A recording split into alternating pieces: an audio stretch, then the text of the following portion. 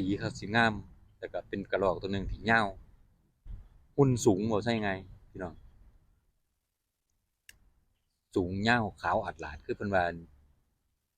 พระเอกลิเกพระเอกหมอลำผมเคยผมเคยเอิ้นเพิ่นอยู่พระเอกลิเกพระเอกหมอลำแต่เก่า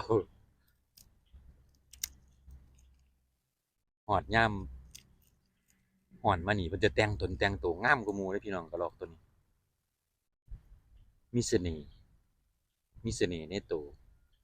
ผมเคยเว้าเล่นอยู่ตะกี้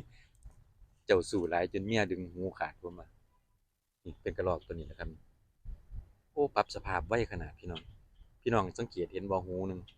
หูข้างหนึ่งจะแหว่งจะขาดเจ้าสู่ใดเมียดึงหูเมียบิดหูจนหูขาด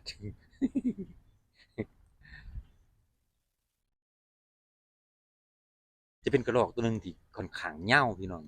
หุ่นงามตอนนี้มันกำลังเปลี่ยนขนใหม่แต่งตนแต่งตัวบ่คันแล้วคือว่าเนาะพี่น้องยังบ่คันได้ความงามเต็มที่ค่ายอ่อบ่คันขึ้นถ้าเกิดแต่งตนแต่งตัวงามๆแล้วซ้ำกันกับพระเอกนั่นแหละพี่น้องพระเอกลิเกพระเอกหมอลำงามแฮงย้านหยังโอ้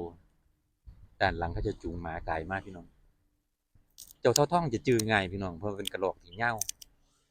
ขนหางยาวโตยาวแต่ว่าแปลกออกมาเที่ยวนี่จอยขนาดสังเกตเบิ่งพี่น้องยาวอัดลาดพี่น้องโตเพิ่นจะแตกต่างจากตัวอื่นแปลกแต่เพิ่นปรับสภาพได้ไวขนาดพี่น้องปรับสภาพได้ค่อนข้างไวผมมาอาทิตย์ก่อนนี่ยังเห็นยังอ้วนตะลุออกมามื้อนี้จอยเลยรีดไขมันไวขนาด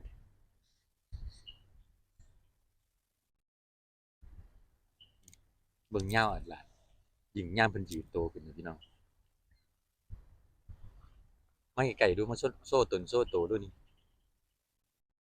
อืมขี่ระแวงก็จะจูงหมาอยู่ด้านหลังผมเพิ่นเดียวเบิ่งหมาขึ้นไปแล้วกลับแล้วพูดมีการห้